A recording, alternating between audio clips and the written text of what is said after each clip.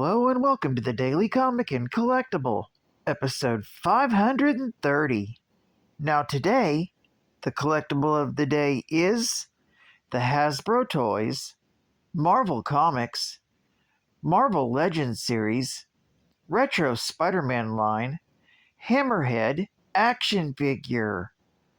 Hammerhead's skull is reinforced with adamantium, making his head flat on top. All the same, this hard-headed criminal's frequent run-ins with Spider-Man have caused him no shortage of headaches.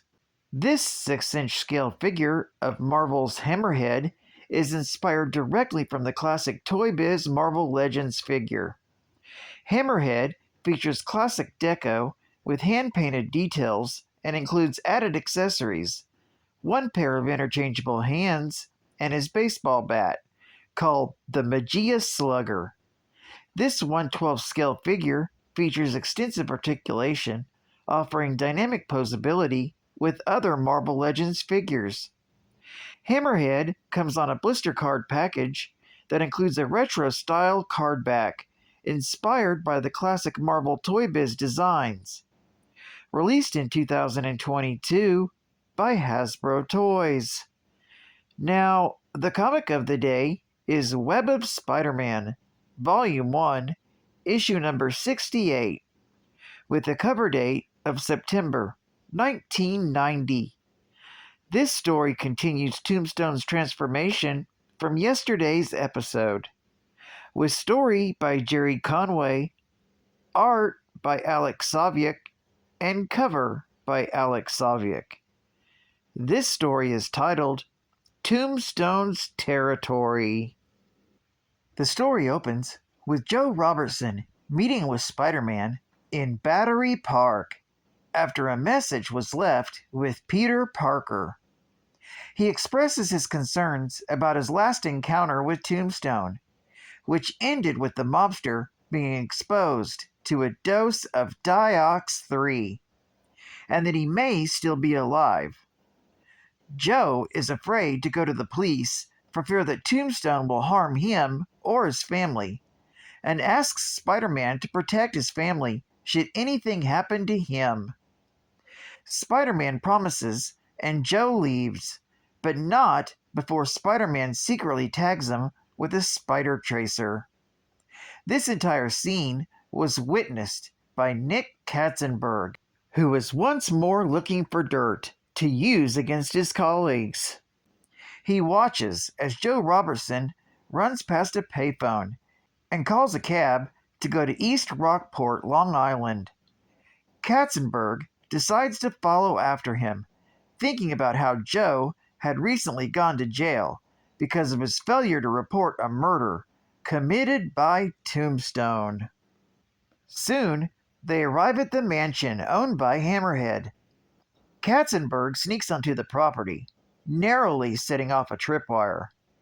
Snooping around the property, he finds a massive arsenal stashed away in a blockhouse.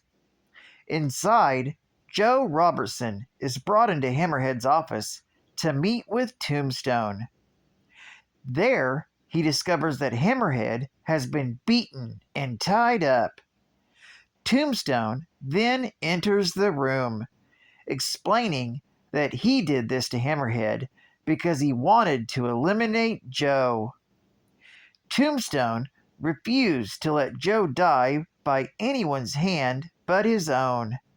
When Tombstone steps into the light, Robertson is horrified to see what the THRU has done to Tombstone's face. However, Joe refuses to be intimidated by Tombstone, even though he now has powers. At this point, Spider-Man has arrived on the scene and is spotted by Nick Katzenberg.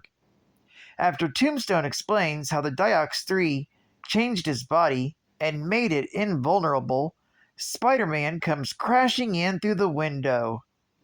As Spider-Man deals with Tombstone's armed guards, Nick Katzenberg snaps photos from the window. Ultimately, Tombstone manages to strike Spider-Man from behind, knocking the hero back out onto the lawn. landing on Katzenberg. Meanwhile, Hammerhead has managed to break free from his bonds, but is quickly knocked out by Tombstone. It's then the mobster goes outside to finish off Spider-Man, but the wall crawler manages to break free from his choking grasp. Turning it around, the web-slinger punches Tombstone in the face. However, the blow doesn't even faze the villain, who lashes out on the wall crawler, venting his frustrations about growing up as an albino African American.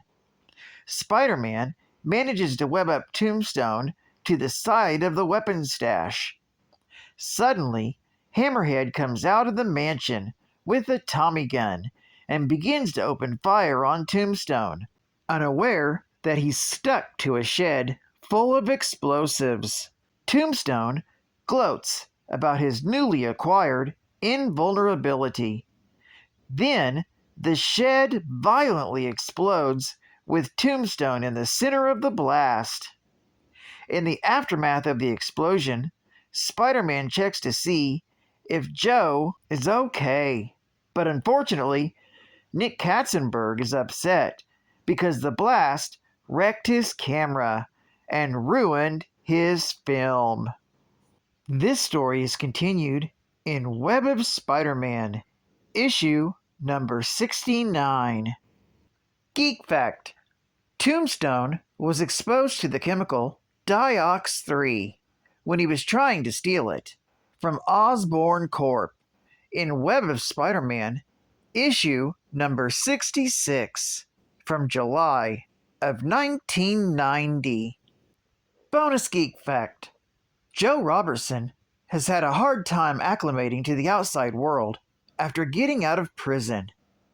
Joe failed to report Tombstone for a murder 20 years prior, as revealed in Spectacular Spider-Man, issue number 139 from June of 1988. Joe then ended up going to prison in Spectacular Spider-Man, issue number 150 from May of 1989, but was ultimately pardoned in Spectacular Spider-Man, issue number 161 from February of 1990. State-of-the-art gaming. The Arcade Smash! Simultaneous two-player action!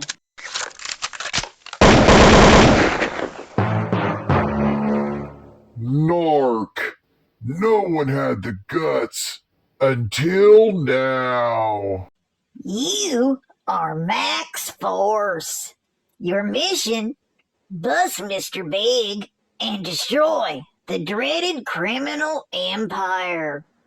Seize all the contraband, stolen money, illegal weapons, use rocket bombs, high-powered machine guns, apprehend all suspects, protect the innocent, and punish the guilty. Stop at nothing. Narc. No one had the guts until now. Only from Acclaim. Never before has a force of one been so powerful. Introducing Wrath of the Black Manta. crime and kidnapping have put a death grip on New York, Tokyo, and Rio. A solitary figure strives to squelch the misguided dealings of a bunch of underhanded terrorists bent on kidnapping innocent kids. Only the Black Manta possesses the powers that can save them. Play for action and adventure. Stay for the mystery and intrigue. Wrath of the Black Manta. And final geek fact. As a young boy, Joseph and his family fled the Soviet Union with the help of a man known as the General. Growing up, his father would berate him for speaking Italian in their Russian household and would beat the boy with a hammer when punishing him.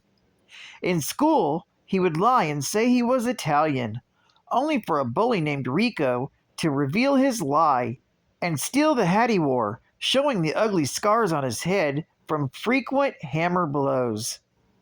Rico and his girlfriend would be the kills Hammerhead needed to join the mob. Hammerhead convinced the mob that he was Italian, which was necessary since they did not take inferior stock. He eventually killed his father with a much bigger hammer than his father had ever used on him. Hammerhead began his career as a junior hitman, working for the Magia. When his head was shattered in a brawl, Jonas Harrow discovered him in an alley and operated on him, replacing his broken skull with one made of steel. Hammerhead clearly had mental and emotional problems prior to his injury, and they were exacerbated by the trauma. Upon awakening, Hammerhead became fixated on a 1920s movie poster, which had been the last thing he saw before the brawl. He adopted the identity of the mobster Hammerhead, favoring 20s clothing, weaponry, speech patterns, and behavior of the criminals of that time. He claimed to no longer remember his real name. Well, I'd like to thank you for joining me for another Daily Comic and Collectible, and I hope to see you again Thursday. This is Kevin Comicsman, and I'll catch you on the flip. Over and out.